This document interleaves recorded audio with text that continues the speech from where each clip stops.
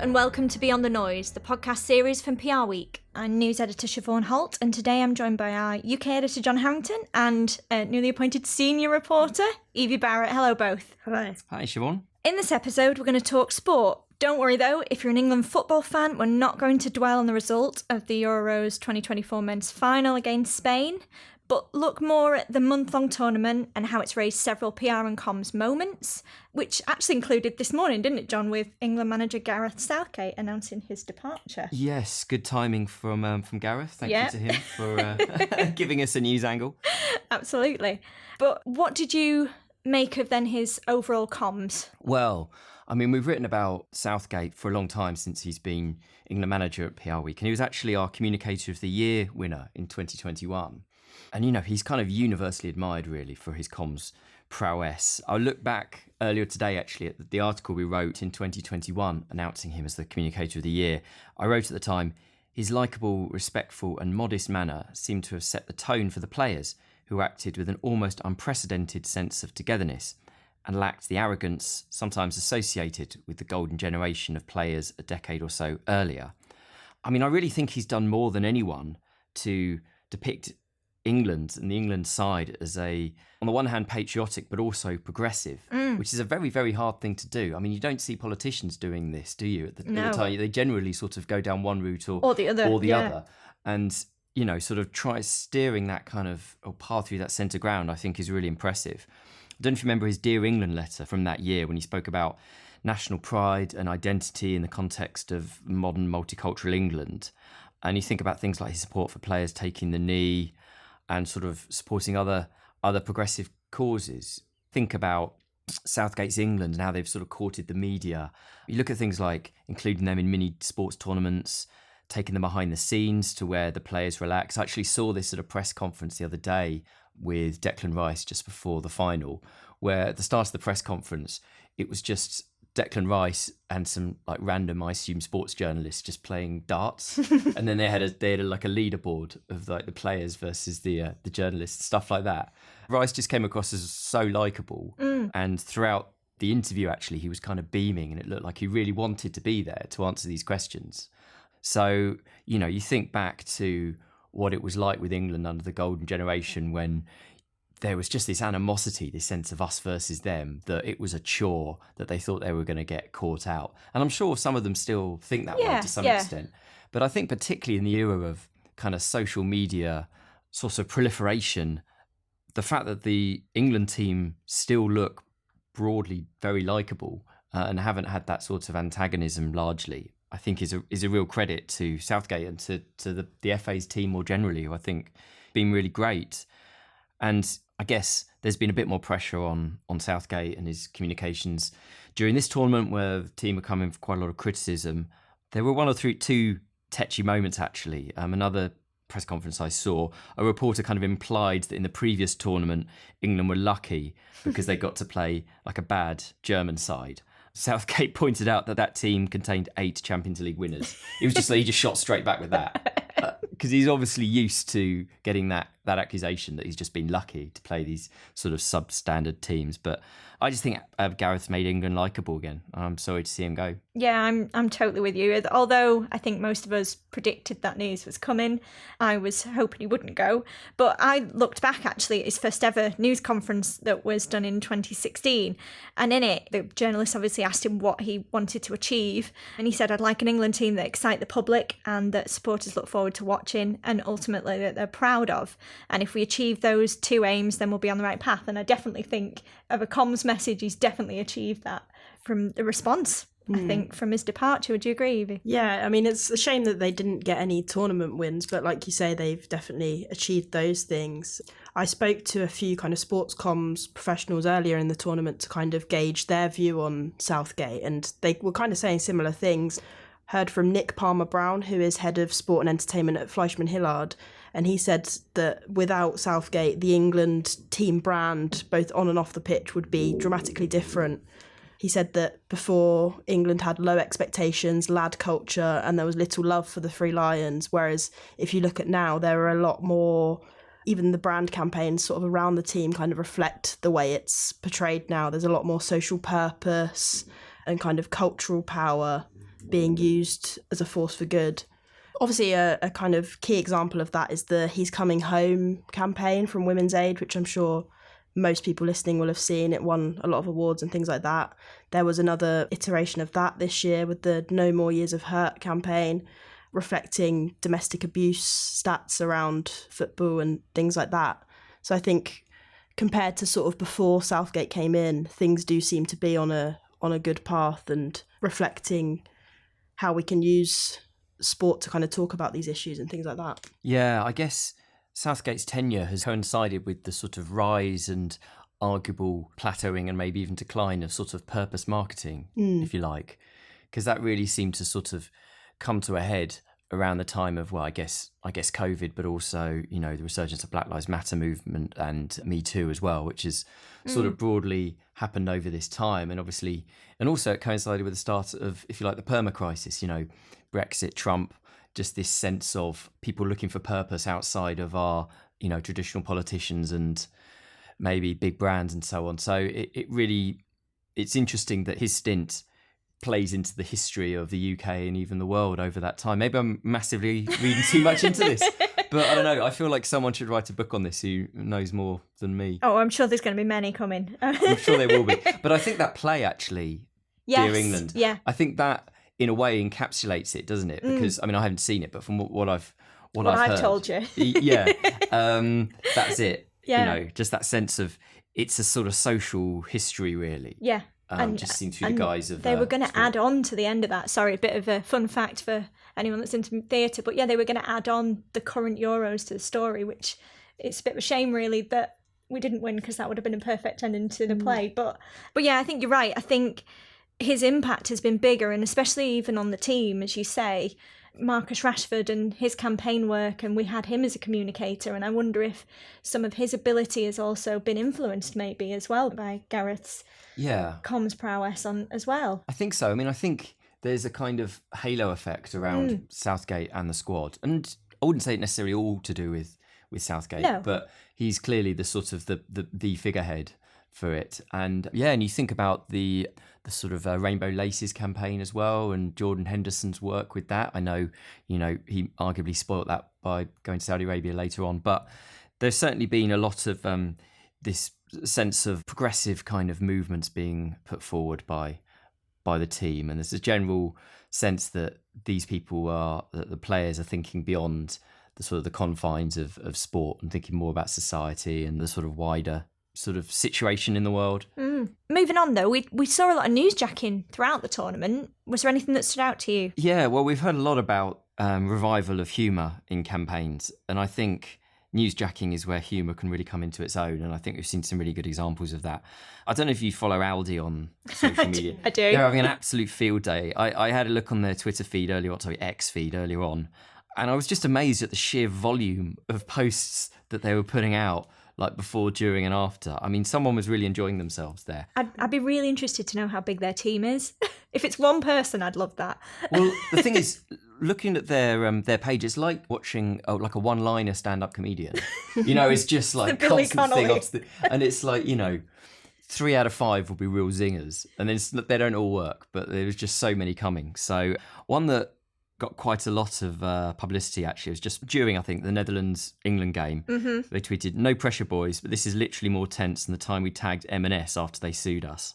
I'm enjoying how much they're still rolling with that. I mean, how many years ago now? I know. But what does it put into your mind? It puts into my mind a sort of sugary caterpillar. Yeah, very tense Colin. Tense Colin, yeah. So there we go. But there's loads of stuff like that. Loads of memes, a lot of sort of humorous commentary, as I say, before, during and after the tournament. So it feels like this is a really great opportunity for brands to make hay. I'd love to know the kind of the impact of that ultimately on sales and recognition and so on. But I've seen some of those posts being turned into news stories, sort of lighter news stories in some publications as well. So, you know, they obviously feel like it's a worthwhile thing to do.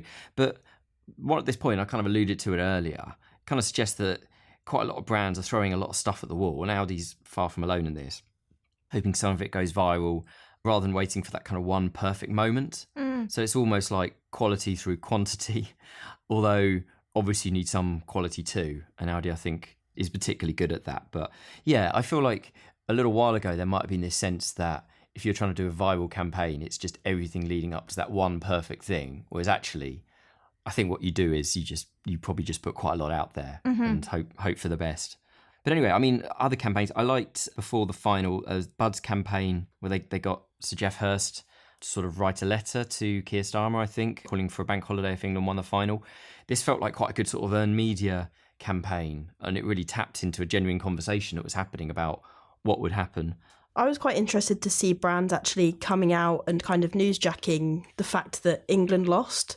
I mean, obviously before the match, we saw a lot of brands kind of saying, good luck England, come on, things like that. But actually a few then came out after the match and kind of gave their commiserations and things like that, which I think is much more of a brave thing to do. I mean, obviously you want to kind of get behind the team and things like that. But when there's negative news, it's harder to kind of speak on it through a brand tone of voice, because I think, like John was saying, you kind of default to humour a lot of the time, but actually it's quite powerful when brands have more of a sincere moment as well. And I mean, the ones we saw were like Walker's, EE and Budweiser, so ones which kind of had skin in the game, if you like, but it was quite nice to see them show that sincere side as well as kind of the sillier memes and things like that too.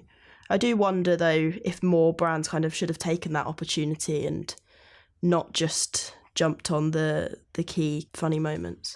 Yeah, I mean, one campaign that sort of stuck out to me actually, when a brand that did that was Tesco. They put up a post that said, England's heartbreak. At times like these, supporting your team can feel bad for your health. Want to make sure your heart health always comes first with a free blood pressure check at Tesco Pharmacy. So that was a nice way to talk about what they're doing, and effectively a kind of purpose campaign, I guess you could say.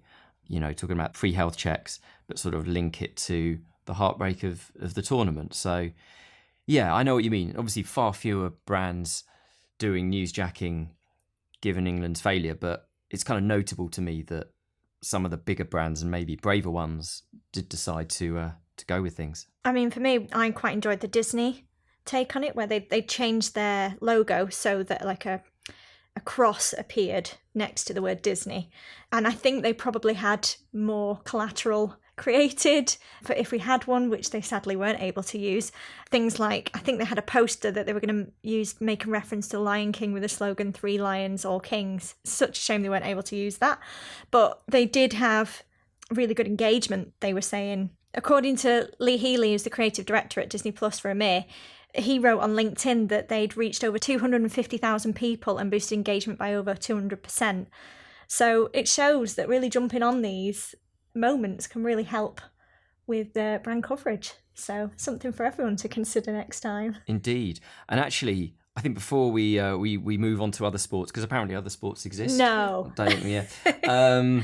I think a shout out to the FA as well. Adam Holmes, the FA senior digital content manager, he said that the FA published 2,600 plus posts. They had over 500 million video views, 90 million engagements, and 2 million growth in audience. He said overall it was the FA's best performing tournament, social media wise, to date.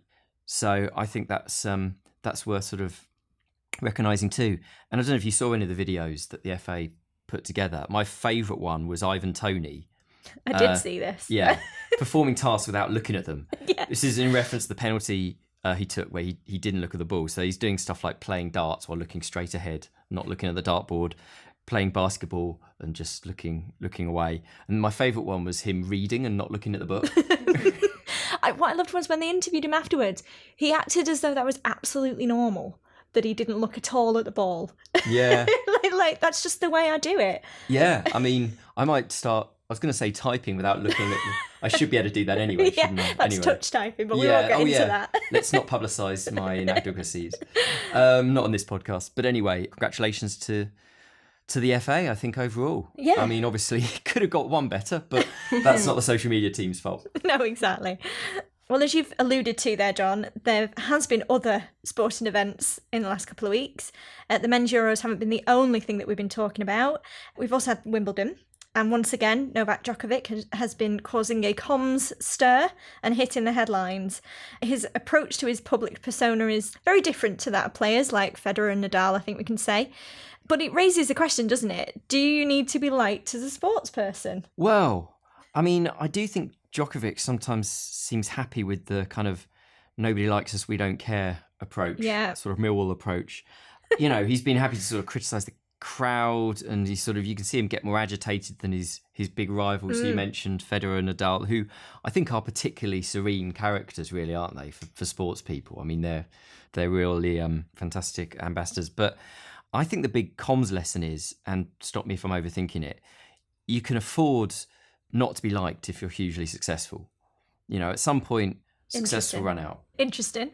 Yeah, at some point, success will run out and things will be different. I mean, you can see it in business. For example, I can think of at least one big company that tolerated the chief executive while times were good. But as soon as things started going south, negative rumours started to appear in the press, and they were ousted. So, you know, I think there's a sort of wider lesson there, really, for the sector. I think compared to things like football, it does make a difference that tennis isn't a team sport. You haven't got these personalities kind of coming together, kind of getting the nation behind them. It's very sort of your own personal approach. I mean, I'm sure, say, in the England team, for example, not everyone likes being in front of the camera and speaking to press and things like that. You can afford to kind of hang back a bit if you're not that type of person. Whereas in tennis, all the eyes are on Djokovic. So if he doesn't enjoy that, there's not much he can do about it. Yeah, very, very true that the focus is completely on him, and he is his own spokesperson as well, isn't he? And also maybe there's more to play with on a comms perspective as well. If you've got a team of people, there's more movement maybe on the narrative, whilst when it's just you, there's a lot of focus on you there. Yeah, it must be a hugely pressurised environment. Yeah. Well, not one sporting event, not two, but three. We're now going to talk about the Olympics. So, as we record today's podcast, there are over 10 days until the Olympics kick off in Paris. To coincide, PRWeek UK will be publishing content relating to both the Olympics and Paralympics over the next few weeks, including an interview with the Team GB comms team, so stay tuned for that on our website. So far, guys, has there been any campaigns that have stood out to you? The one that stood out to me was the TikTok campaign, which I thought was really interesting. So they're sort of playing around with the idea of videos, things like running tips that could eventually lead you to running a marathon, you know, sort of trying to make it more local in the sense of what people might be searching. And they've used inspiring athletes along the way, like Katarina Johnson-Thompson, whose surname I absolutely love saying, just as a side note, and other like Team GB heptathlete Lauren Steadman. So I think it's a really interesting way of sort of bringing sports to a more regional and personal level that I think is going to get people interested as the tournament progresses. So that's the one that stood out for me. The one that springs to mind for me is the Channel 4 Paralympic Games campaign called Considering What? And it's basically challenging people to view Paralympians as elite, world-class athletes, just like you would Olympians, not necessarily as people who are overcoming their disabilities. I think it's playing on the fact that people will say, oh, they're quite good considering they have da-da-da, and it's like, considering what, they're still a good athlete. And I think that's quite a powerful point, maybe something that people wouldn't have considered before. I think it's quite a nice way to sort of address taboos. Similar vein, Nike's also done a new campaign which is called Watch Where We're Going, and that marks its ongoing partnership with the Olympic Refugee Committee. But I was just wondering though, as I've watched some of these campaigns, they're all very purpose-led, and I'm just wondering, is that the way that the Olympic sort of campaigns are going? We talked about sort of humour. I think there's much more of a sort of humble beginnings to massive success story in the Olympics, because every Olympics there'll be a few people who you've either never heard of or hardly heard of who will suddenly be catapulted to stardom, whereas you don't get that in the same way in football.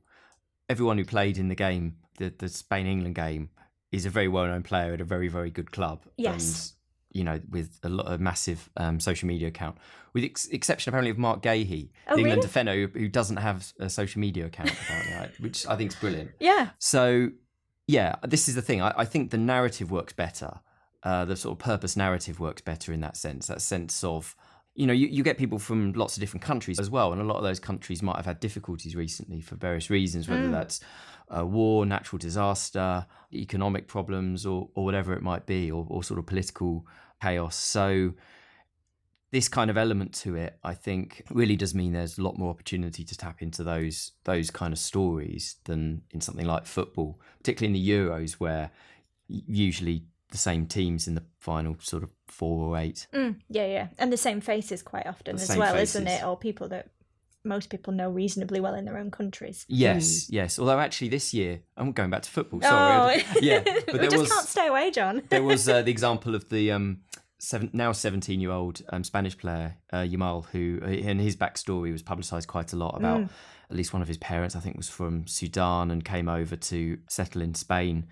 And the fact that he's so young, and he turned 17 the day before the final. Took his homework with him, didn't he, to the tournament? And all of that stuff. But I think the games offer more opportunities for that sort of thing, I would say. Yeah, I think it's a strong point, although I would like to see some more brands do some more light-hearted work around the Olympics and things like that. Because, I mean, even with Wimbledon, we saw a few. The one that comes to mind is the Stella Artois Wimbledon campaign called When It Rains, We Pour, basically saying if Wimbledon got rained off, then they would cover the cost of up to 10,000 pints. I mean, Wimbledon isn't necessarily as kind of open to humorous campaigns as something like the Euros, but they still managed to do that, and it's kind of a bit of a fun idea. So if that can work, I think things similar around the Olympics could be fun. I think it's about tapping into the tone with Wimbledon campaigns, isn't it? It's often the sort of quintessential British summer kind of stuff, really, and the traditions around it. So I think if it can get that tone right, and it sounds like that Stella Artois campaign was very much going for that sort of tone that, we all know it's probably going to rain, and just being lighthearted with that. So no, I think that was good. And incidentally, back to the Olympics, there's going to be a lot of brand jacking around that. And it's probably worth reminding everyone about how much the IOC likes to stamp down on unauthorised use of Olympics IP. So no Olympic rings, for example, unless you are a sponsor, obviously. Yeah, I mean, I think one of the other big differences with the Olympics is kind of what to focus on. I mean, you've got action taking place somewhere all day, pretty much. So many different types of events involving different nations and with different amounts of appeal in different parts of the world, as opposed to Euros and Wimbledon, which are much more straightforward and rigid in terms of their timings. So I think outside of the classic big hitter events like the 100-metre final and those involving genuine superstars, I just think brands need to be alert to, the great stories that are happening, the drama, the controversies, and almost think like a journalist, really. What are the sort of the interesting elements, the surprising elements from the games to focus on and get a bit of conversation around and jump onto that. Yeah, you need Tom Daley knitting again, don't you? Tom Daley knitting. Maybe what's that green swimming pool? Do you remember that? Yes. The diving pool in Brazil. Yeah. Oh well, there was a lady once, wasn't there, that crashed the BBC report. She was on a hen do. That could be quite a fun one. Yeah. That happened at the Olympics. Yeah, just she was on the beach and decided to gate crash the BBC report. Yeah, no, I'm sure there's plenty. Yeah, I'm sure there will be. Yeah. Well, stay tuned, won't we? Stay tuned indeed. Well, that's all we have for this week's sporting episode. And if you've enjoyed today's podcast, please leave a review. We hope you've enjoyed today. Thank you for listening. Bye for now.